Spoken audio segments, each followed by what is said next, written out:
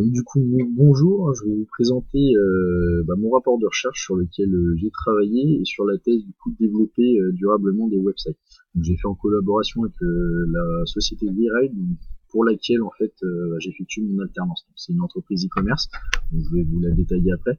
Donc, ce qu'il faut savoir au niveau de l'introduction, c'est que le marché du commerce a aujourd'hui un très fort impact sur la société. Donc les sites en fait sont très dépendants de Google, hein, qui a le quasi monopole au niveau des moteurs de recherche. Donc il faut qu'un site marchand reste en coordination avec le moteur de recherche, et ça passe du coup par du référencement pour pouvoir être bien positionné sur les pages de résultats. Donc c'est devenu un enjeu majeur pour les entreprises aujourd'hui. On est dans une ère de transition digitale et toutes les entreprises sont concernées, qu'elles soient petites, grandes ou anciennes. Au niveau du sommaire, tout d'abord, on détaillera un diagnostic stratégique de la société, donc le diagnostic externe, puis le diagnostic interne. On enchaînera également sur le détail de la revue de littérature, excusez-moi. Puis ensuite, ça nous permettra de conclure avec le problème posé que je pourrais détailler l'année prochaine. Donc au niveau du diagnostic stratégique de la société, le diagnostic externe, donc il y a des opportunités et des menaces, donc j'en ai sélectionné 3 de chaque. Au niveau des opportunités, le marché est en très forte progression. Il y a une réelle banalisation de l'achat sur Internet. Et très important, le commerce sur mobile a doublé en fait depuis 2 ans, donc très important. Par contre, au niveau des menaces, il y a un panier moyen qui se réduit. Il y a une très forte dépendance aux places de marché, donc Amazon, Cdiscount par exemple. Et les clients sont encore trop rattachés à l'expérience en boutique physique, donc ils se renseignent sur Internet, mais par contre ils aiment bien aller acheter directement en boutique. Donc au niveau de la concurrence, comme je l'ai dit, c'est un marché avec une très forte concurrence. Elle s'éproit de plus en plus grâce aux opportunités qu'offre un site marchand. Et du coup, il est très difficile de s'installer sur le marché, ça peut s'avérer très coûteux. Au niveau du diagnostic interne, donc comme je vous l'ai dit, je suis dans la société WeRide, donc une entreprise qui a été créée en 2012. Il y a 5 sites internet, donc Animal Valley, Animal Valley, Chemin des Poulaillers, Poulailler Direct, Chemin du Clapier, Nichachien. Donc c'est des produits en fait pour animaux. On dispose également d'une surface de vente physique et on réalise 50% du chiffre d'affaires grâce à la vente de poulaillers. On est 9 salariés à travailler là-bas. Donc le chiffre d'affaires 2017, on était sur 3,8 millions, donc en progression depuis 2016. On est sur 35 000 commandes à l'année, donc pour 2017 aussi. On a un fort pourcentage des places de marché, donc 35% du chiffre d'affaires, ce qu'on essaye de réduire, parce que ils prennent beaucoup de marge. Le budget SEA, donc le référencement payant, prend 10% du chiffre d'affaires, et le taux de conversion reste assez faible, on est à peu près à 1%. Donc au niveau de la distribution, comme je l'ai dit, on a une boutique physique, mais on réalise la majeure partie de nos ventes dans une boutique en ligne. Donc voilà, on a un site internet pour chaque société, et on passe également, comme je l'ai dit, par des places de marché, donc Mano, Amazon, Cdiscount par exemple. Donc au niveau de la demande, sur Animal Valley, la population est assez équitable, car il y a beaucoup de produits, on est sur 3800 produits à peu près, donc qui peuvent plaire à tous. Chemin du Clapier, Chemin du Poulailler, Chemin des Poulaillers, Chemin du Clapier et Nichachien, donc c'est des sites qui sont regroupés ensemble, en fait, vous avez des liens entre chaque site. Donc ça touche la tranche 25-44 ans, forcément les plus à l'aise avec Internet, et ça plaît également beaucoup aux personnes âgées qui se lancent dans l'élevage proche de leur retraite, en fait. Poulet direct, c'est une population qui est par contre beaucoup plus âgée au niveau de la demande, car le site est tout simplement plus simple d'utilisation. Donc au niveau des forces et faiblesses d'entreprise, donc on a un très très bon référencement au niveau du Chemin des Poulaillers et Poulailler Direct, donc qui sont pour le mot-clé poulailler, donc un mot-clé très générique, qui sont sur la première page, donc Chemin des Poulaillers, même 3e, Poulailler Direct et 5e. Donc il y a peu de budget SEA qui est nécessaire pour ce type pour ces sites. Il y a un fort potentiel de développement chez Animal Valley, et il y a des commandes régulières également toute l'année. Par contre, l'entreprise est en plein développement, donc on est souvent pénalisé en cas de rupture de stock. Le pouvoir d'internet est très handicapant, les clients ont tendance à laisser des avis négatifs, s'ils sont heureux de leur commande, généralement ils n'en laissent pas. Et il y a un faible taux de conversion, donc ça je l'avais déjà dit. Au niveau de la stratégie, donc si on est sur une stratégie de domination par les coûts, donc on essaye de proposer toujours les prix les plus bas, et on essaye de mettre en place des promotions sur l'année, d'une manière plus régulière. Et du coup, récemment, là, on est passé sur un coût de livraison un peu plus juste pour le client, qui est déterminé en fonction du poids de la commande et de la situation géographique du client. Donc, au niveau de la problématique, les marges restent très serrées, donc On propose des produits pas chers, donc la marge de manœuvre est très réduite, donc on a du mal à proposer des services, des promotions ou un peu plus de publicité SEA. Par contre, ce SEA, il permet d'acquérir un trafic plus conséquent de manière rapide. C'est pour ça que c'est intéressant pour nous. Donc, une problématique qui se dégage, en fait, faut-il mieux se concentrer sur le SEA apportant une visibilité directe mais coûteuse, ou sur le SEO qui est plus loin à mettre en place et qui développe l'entreprise de manière durable. Donc, au niveau de la revue de littérature, donc comment se développer durablement sur le e-commerce. Donc déjà pourquoi? Donc comme je l'ai dit auparavant, il y a des très forts enjeux pour une entreprise, donc la digitalisation est maintenant obligatoire. N'a pas les mêmes significations pour les startups que pour les anciennes entreprises.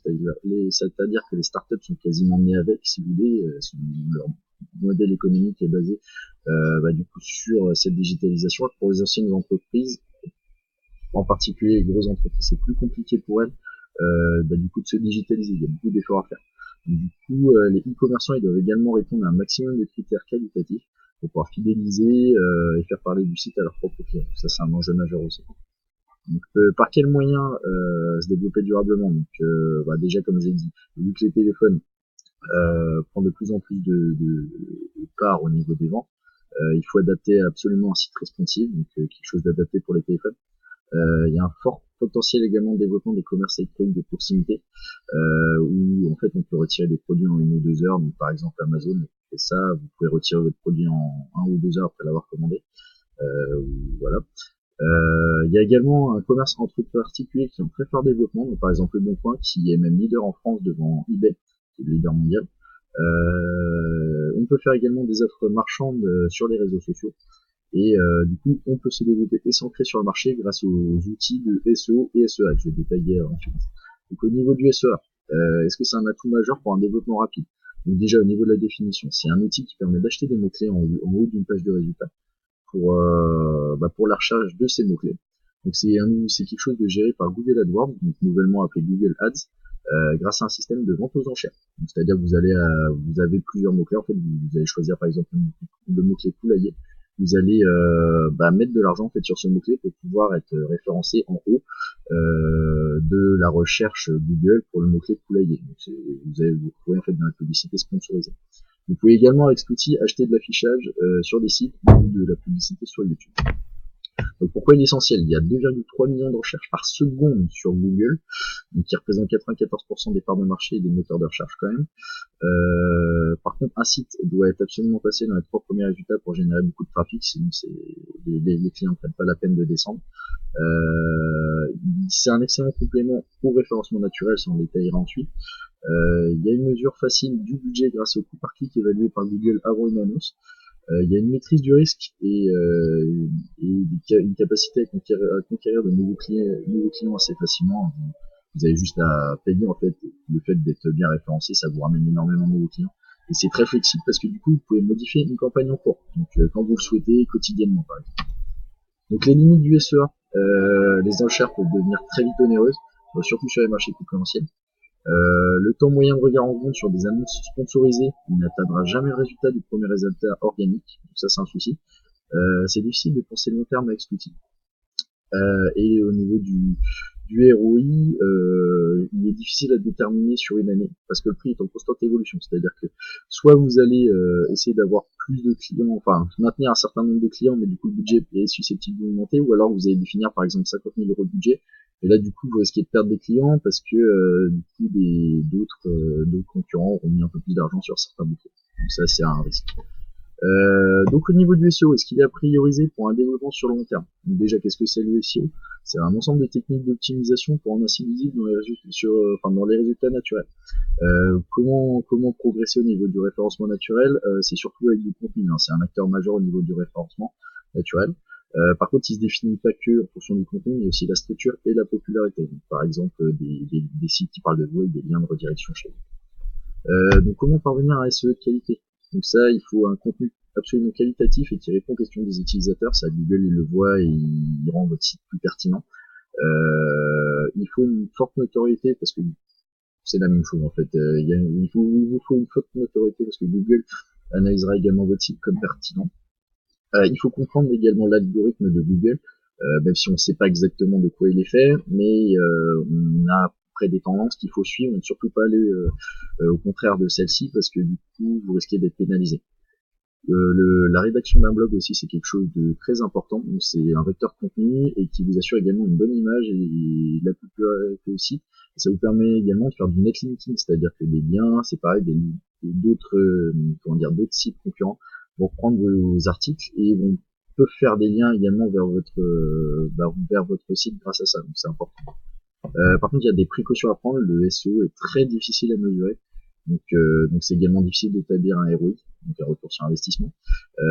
C'est difficile à associer avec les standards d'efficacité du marketing classique qui sont attendus par le marché. La ligne de flottaison est importante, donc il faut absolument positionner dans les premiers résultats d'une recherche Google, sinon vous aurez peu de visites. Et comme on l'avait dit auparavant aussi, les résultats organiques sont plus visités que les résultats sponsorisés. Voilà. Donc en conclusion, le référencement payant il est facilement mesurable. Il est peu intéressant pour des résultats à long terme, ça c'est un souci, donc c'est coûteux et imprévisible. Le référencement naturel est très coûteux, mais en termes de temps et en effort.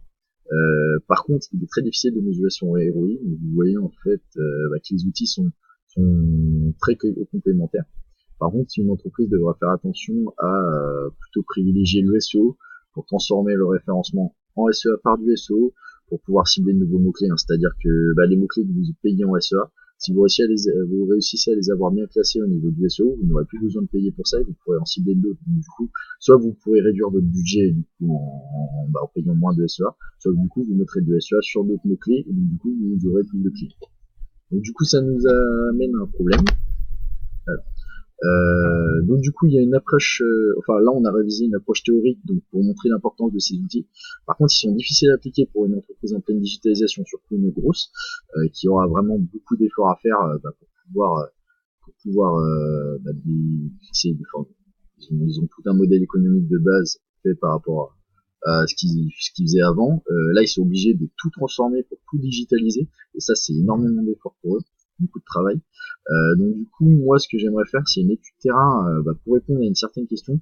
C'est comment une entreprise se digitalise-t-elle et quelles sont les étapes qu'elle va devoir passer pour réussir sa digitalisation. C'est-à-dire que il y a plusieurs étapes à passer. Et attendez, excusez-moi. Donc oui, comme je vous disais, excusez-moi, comment une entreprise va-t-elle se digitaliser? Donc ça, pour moi, c'est important parce qu'il y a vraiment énormément de travail à développer et beaucoup de choses à dire par rapport à ça. Et donc du coup, on va pouvoir déboucher en fait sur les étapes qui vont lui permettre de réussir sa digitalisation. Ça peut être également un support pour d'autres entreprises qui vont vouloir également se digitaliser ou mieux se digitaliser qu'elles le font actuellement. Et donc c'est pour ça que je pense que ce problème est quelque chose d'assez fondamental et je pense qu'il y a du temps à passer dessus. Voilà. Donc merci de m'avoir écouté et puis je vous souhaite une bonne fin de journée. Au revoir.